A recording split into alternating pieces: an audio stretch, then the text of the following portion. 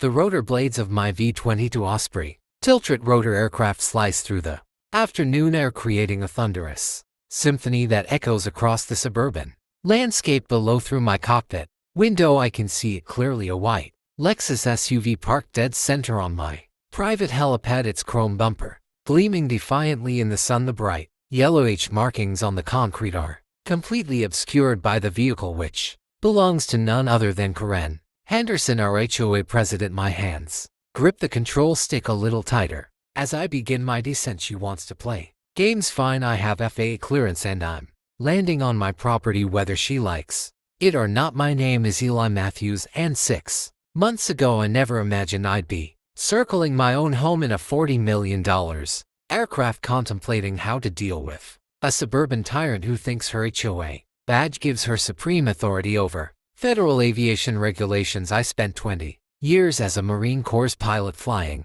missions that would make most people's knees buckle. After retiring with full honors, I founded an aerospace consulting firm that specializes in vertical takeoff and landing technology. When I purchased the 10-acre estate at the edge of Willowbrook Estates, I thought I'd found the perfect balance, close enough to the city for business, far enough out for the privacy I needed to operate my personal aircraft. The Helipad installation was completely above board. I filed all the necessary paperwork with the FAA, got environmental clearances, and even held a neighborhood meeting to address concerns. Most residents were fascinated, especially the kids who loved watching me take off and land. But Karen Henderson sat in the back row with her arms crossed and her face twisted into a permanent scowl. She said with a condescending tone that the Helipad was, quote, an absolute eyesore that would destroy property values, unquote. When I showed her the studies proving helipads actually increase property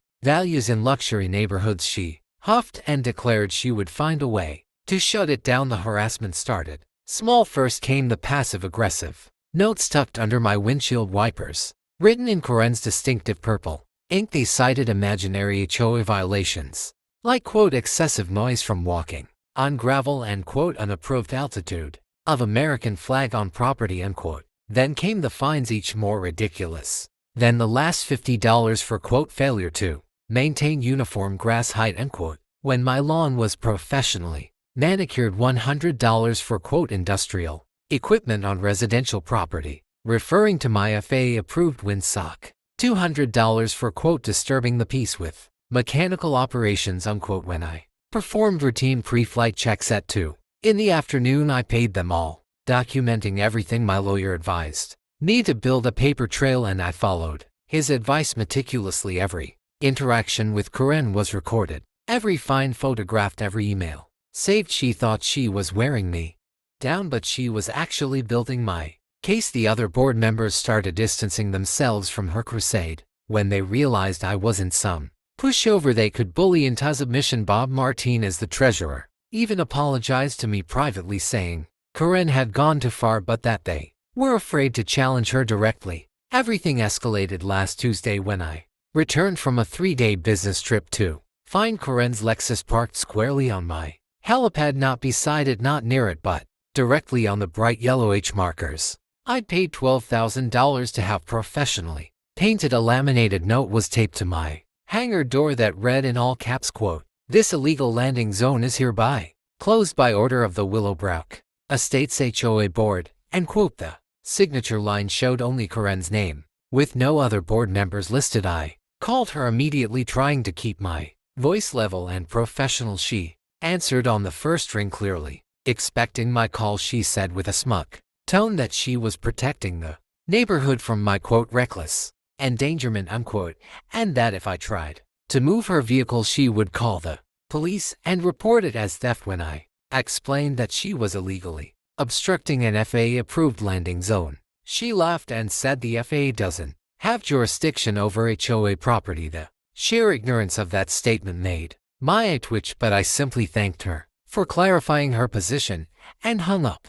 That evening I made several important phone calls, first to my lawyer, who confirmed that Karen was committing multiple federal violations, then to the FAA, who documented the obstruction and gave me written permission to proceed with my scheduled flight plan, next to the local police, who took my report of trespassing and obstruction. Finally, to every single HOA board member, informing them of my Thursday afternoon landing schedule and Karen's illegal obstruction. Most claimed they had no knowledge of her actions, and Bob Martinez actually offered to help move her car, though we both knew that would only escalate things. Thursday arrived with perfect flying weather, clear skies, minimal wind, and excellent visibility. I performed my pre-flight check on the V-22 at the municipal airport where I keep it hangared, my mind focused but calm. This aircraft isn't some small civilian helicopter, it's a military-grade tiltrotor that can carry 20 for combat-equipped Marines with two massive 38-foot rotors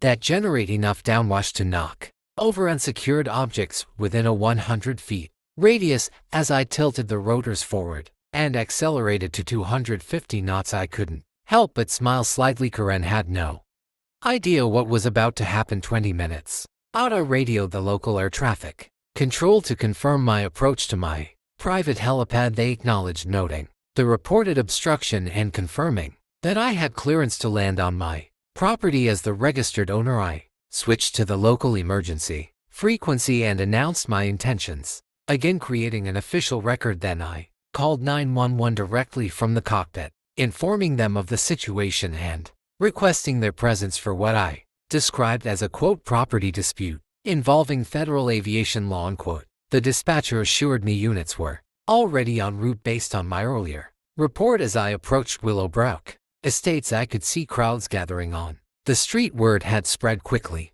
probably thanks to Bob Martinez and the other board members who wanted to see Karen taken down. A peck, I transitioned the rotors from airplane mode to helicopter mode, the massive aircraft transforming as I slowed to approach speed. Below, I could see Karen burst out of her house, her mouth open in what I assumed was a scream I couldn't hear over the turbine engines. She ran toward her Lexus, waving her arms frantically as if she could somehow wave off a 40,000 lb aircraft. I began my descent, following standard landing procedures to the letter. The downwash from the twin rotors hit the ground like a concentrated hurricane, sending dust and debris swirling in a perfect circle around the helipad. Karen's Lexus started rocking violently, the suspension compressed by the massive air pressure pushing down on it. She stumbled backward, her perfectly styled hair whipping wildly as she tried to shield her face from the artificial windstorm. Several neighbors filmed with their phones,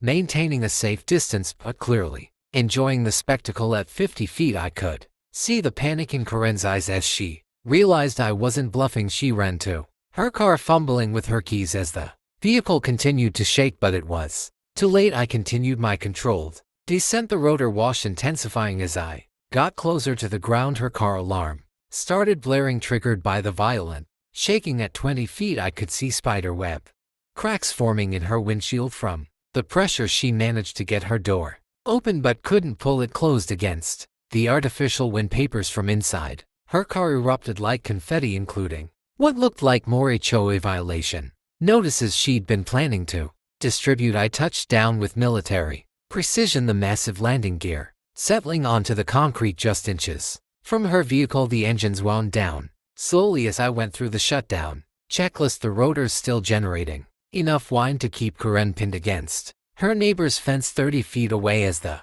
turbines finally quieted, I could hear her shrieking about lawsuits and arrests and federal charges to police. Cruisers were already pulling up, along with a fire truck and an ambulance that had been dispatched as a precaution. I emerged from the aircraft in my flight suit, removing my helmet as I walked toward the officers. Karen immediately rushed them, pointing at me and screaming that I had attempted to kill her with my, quote, military weapon, end quote. The lead officer, Sergeant Davidson, held up his hand to stop her tirade. He said in a calm but firm voice that they had already reviewed the situation with the FAA and the county prosecutor. He then turned to me and asked if I wanted to press charges for trespassing, obstruction of an FAA-approved facility, and interference with aviation operations. Before I could answer, Karen made the mistake of grabbing Sergeant Davidson's arm, insisting he arrest me. Immediately, he gently but firmly removed her hand and informed her that she was now being detained for assault on a police officer in addition to the federal charges. As his partner placed her in handcuffs, she screamed that she was the HOA president and had authority over all property in Willowbrook Estates. The sergeant replied that HOA rules don't supersede federal law and that she should have thought of that before parking on a registered helipad. The next few hours were a blur of statements, paperwork, and photographs. The FAA inspector who arrived took detailed measurements and photos of the scene, noting that I had followed all proper procedures and that Karen's vehicle had created a serious safety hazard. Her Lexus, while shaken and dusty, was and damaged except for the cracked windshield, which the inspector attributed to a pre-existing stress fracture exacerbated by the downwash. My insurance company sent an adjuster who confirmed there was no liability on my part as I had landed on my own property with proper clearance. By evening, the HOA board had called an emergency meeting. Karen, who had been released on bail, arrived still disheveled and ranting about conspiracies against her, but the mood had shifted dramatically. Residents who had suffered under her tyrannical rule for years finally found their voices. One by one they stood up to share stories of her harassment, arbitrary fines, and abuse of power. Margaret Chen revealed that Karen had tried to find her for having, quote, too many flowers, unquote, in her garden. Robert Thompson explained how she'd measured his grass with a ruler every week, issuing fines if it exceeded 3, and the vote to remove her from the board was unanimous, with even her usual allies voting against her. She stood there with her mouth agape as Bob Martinez read the motion, then stormed out screaming that we'd all regret this when property values plummeted. But the celebration in the room suggested nobody believed her threats anymore. The board